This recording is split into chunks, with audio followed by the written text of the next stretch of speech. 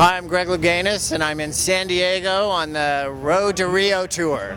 So let's talk about the hopefuls for us, the United States, at the Rio Olympics. Well, in preparation for Rio, we still have David Budaya, who's still diving, and he's teaming up with Steele Johnson in synchronized diving. So, he's able to mentor Steele, and I think that's going to be a good setup for them. What about China? Well, you know what? It's the state of diving globally. It's the entire world chasing China right now. And so Mexico has poured a lot of money into their diving program. Canada has a wonderful program. Australia, we're going to be hard pressed, but we've got a lot of talent on our team. Let's talk about Bruce Caitlin Jenner. It's Caitlin. It's Caitlin, yes. What are your thoughts on that? Well, I was in the 1976 Olympic Games and walked in the opening ceremonies with Bruce Jenner, so I'm really looking forward to just having a sit down with Caitlin and share our journeys, through the years. Is it different coming out now? Do you think it's easier? I think it's definitely easier for young athletes to come forward and share who they are and share all of them. Themselves with the world. I think that it's a more compassionate time now, whether it be sexual identity or whether it be HIV/AIDS education awareness. It's a different time.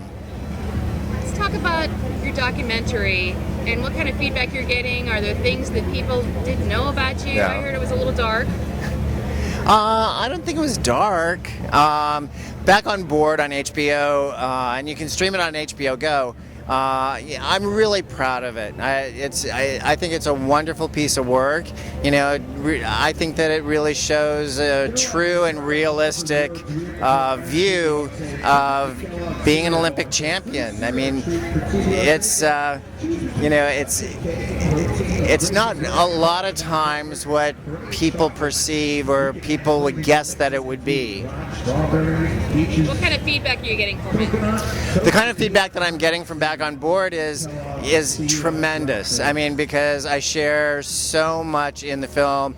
When the documentary crew came into my life, I was going through some issues with my house in Malibu, and so, I mean, all of this stuff, and it goes through the history, my entire history, from when I was adopted until, mostly focused on my diving, but, it goes through that journey and then where I am today and what's happened, and goes through London when I was athlete mentor for USA Diving and our success there. Can you give some advice to young kids who look up to you and want to be Olympic champions, want the American dream? How do they go about that? Well, if you're pursuing making the Olympic team, it's a lot of hard work, and nothing happens by accident. And so you really have to work hard, but there's also no guarantee of what's going to happen after. That's one thing that's really important to me, is the aftercare, of our Olympians, because a lot of times they get lost, because when you go to the Olympics, whether you're successful or not, then you're usually pretty young.